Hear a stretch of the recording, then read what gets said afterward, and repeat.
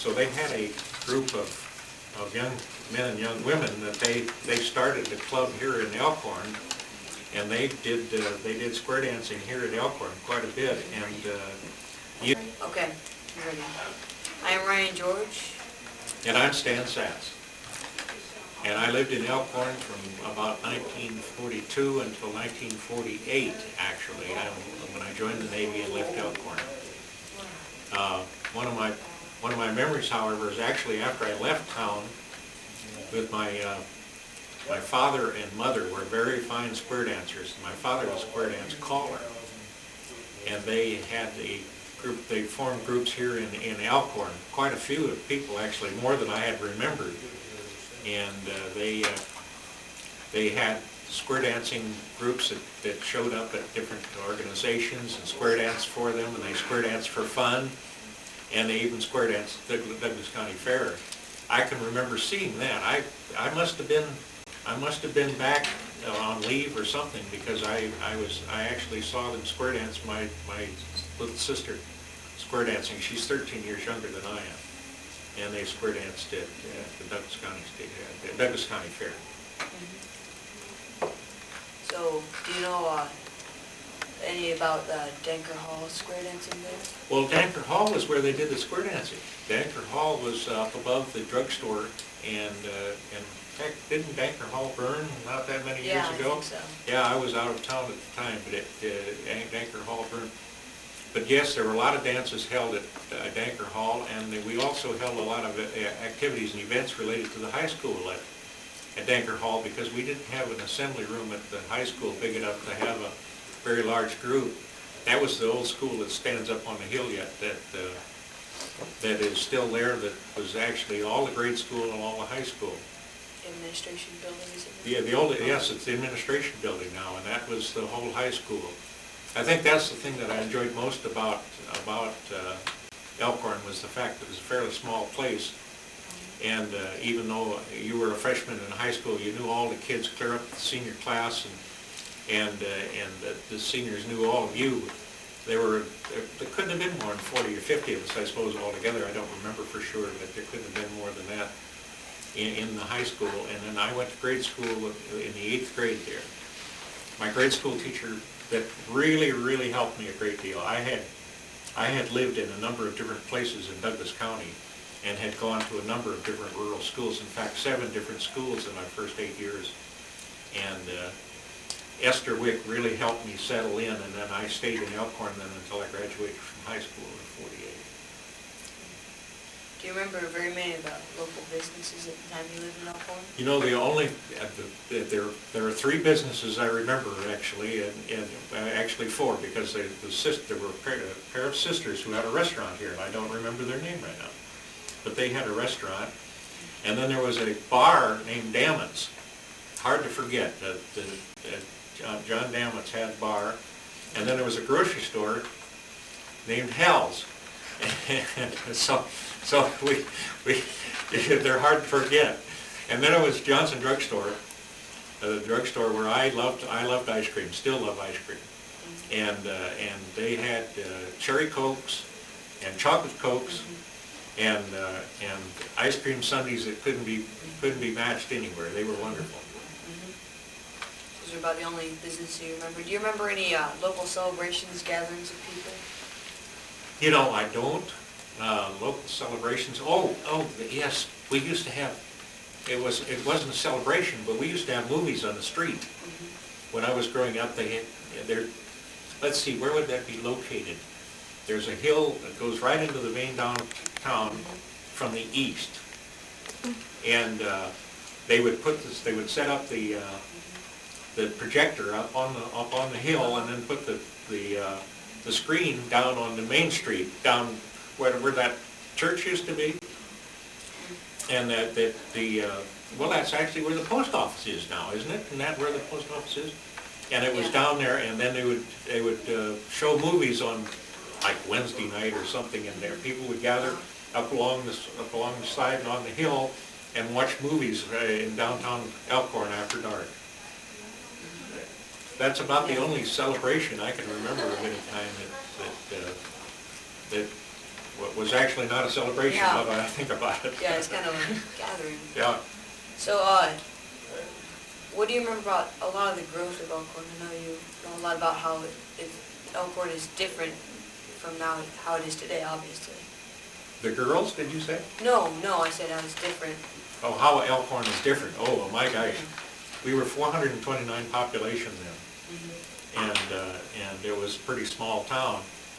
And as I said, the high school was that, the building, which is now the administration building, is also the grade school. Elkhorn has grown considerably since I was a boy. We lived in a house just up north of downtown, about 3 blocks north of downtown, and we lived in a house that was a basement. It wasn't even the structure wasn't built on top yet. Now you can go by it and the structure is built on top of that basement, but that basement was where we lived in those days. And it was not uncommon for people to live in rather modest housing in those days because we didn't have very much money, to tell you the truth. And so the housing was really quite modest in Elkhorn. Now to see the Elkhorn Class B school looking like it's not going to be that long until they're playing Millard South and Millard North in Class A. Yeah. Yeah, it's not that far away, is it? So what did you do for a living when you were in Elkhorn? Well, I never lived here when I was doing anything for a living. Actually, I lived here only during the period of my 8th grade and my 4 years in high school. Then I joined the Navy in 1948 and went to the East Coast and was on the East Coast for a period of time. And then the Korean War started in 1950, and I went to overseas then, and I was overseas for 2 years in the Korean War in the Navy. So I actually never worked here. Well, that's not true, now that I think about it. I did work here. Very short period of time. I worked for the State Highway Department during the summer of 1948, and then I worked for the county department, county roads department. Also part of that summer, drove a big Diamond T dump truck out along the roads out to the west of here, out to toward Valley and that area, out in there. Hauled gravel, hauled dirt, and worked on the roads, but I drove a truck. And then that's when I joined the Navy, in October of that year. So what are a few of your favorite memories about Elkhorn? Oh, well, let's see. One of my favorite memories is when it snowed, because the town would shut off the street that went by the old Swanson Funeral Home, which is up straight up from downtown, about 3 blocks or 4 blocks up from downtown Elkhorn, and that hill is a real steep hill, as you know. And we would go down there and they'd shut that street off, and we'd sleigh ride down that hill, and believe me, you could really get up some speed by the time you hit the bottom of that hill. But it was very nice that they shut off the hill from traffic.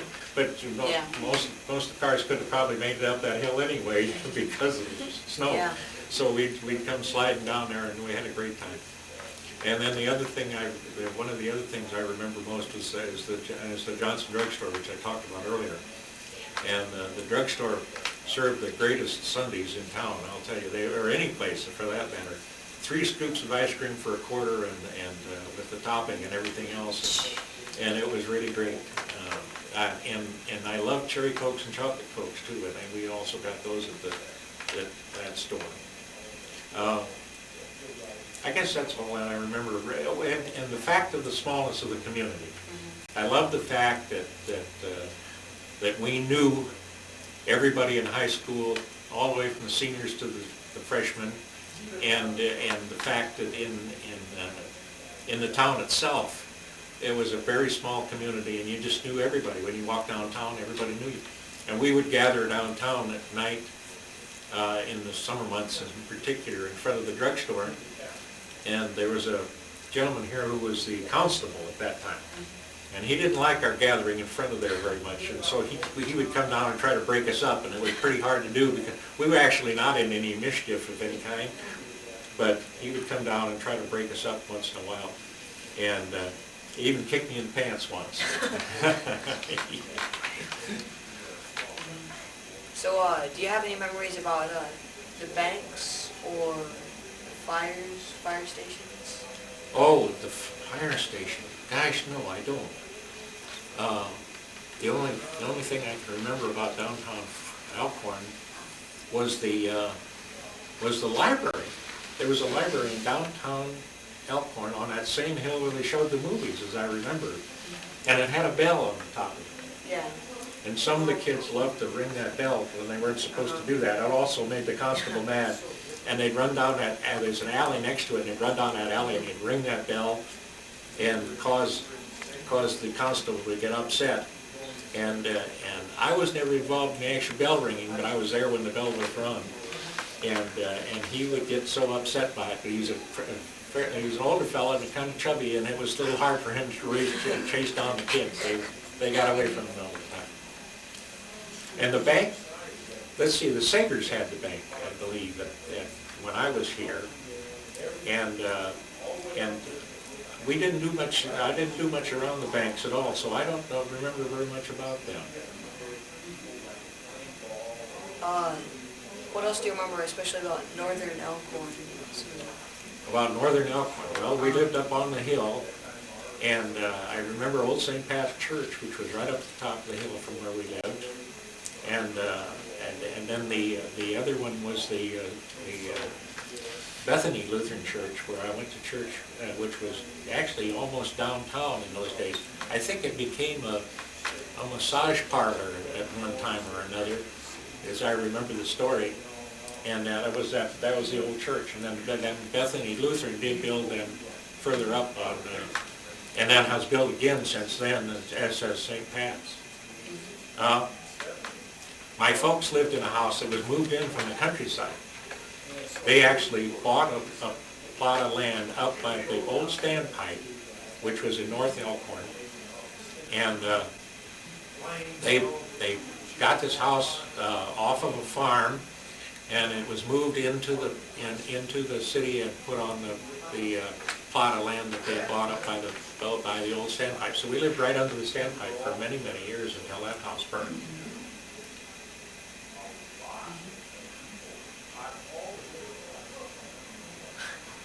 You got anything else to ask me? I'm jogging my memory.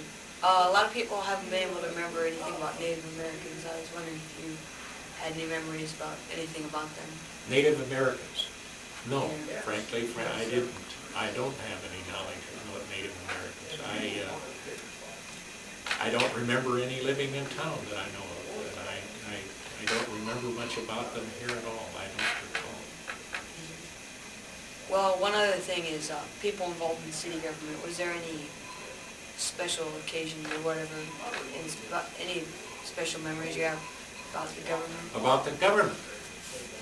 The problem was that I remember it, but I think it was later than that. Actually, I think Mr. Gotch was the mayor of the town at one time. Did anybody else tell you that? I believe he was mayor of the town at that time.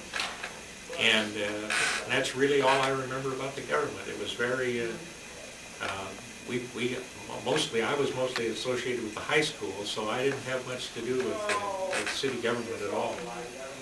Do you remember any stories about the railroad, what it did? Oh, the railroad.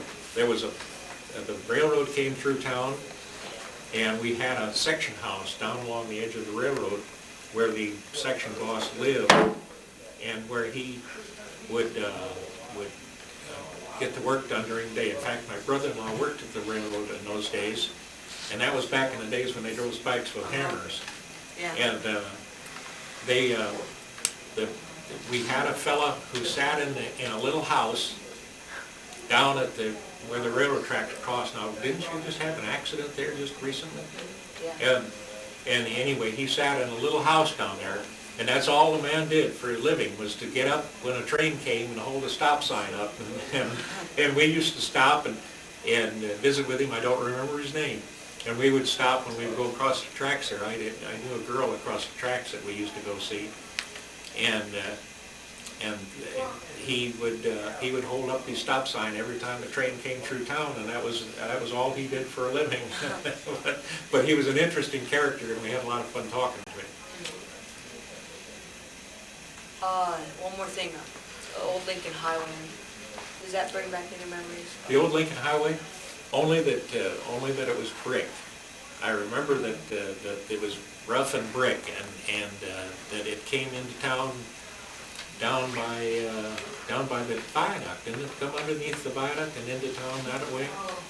And my uncle helped to lay the bricks on that highway, and they laid them backwards. They had to walk backwards when they laid bricks. They'd bring them up like this, and they'd be walking on the highway, but they would be putting the bricks in the highway as they were coming along. And they were all hand laid. And this went clear to, the old Lincoln Highway went all the way up to Fremont. Actually, there's still a part of that highway is left yet, but it's not brick anymore. It's been paved over. But that's all I remember about that time.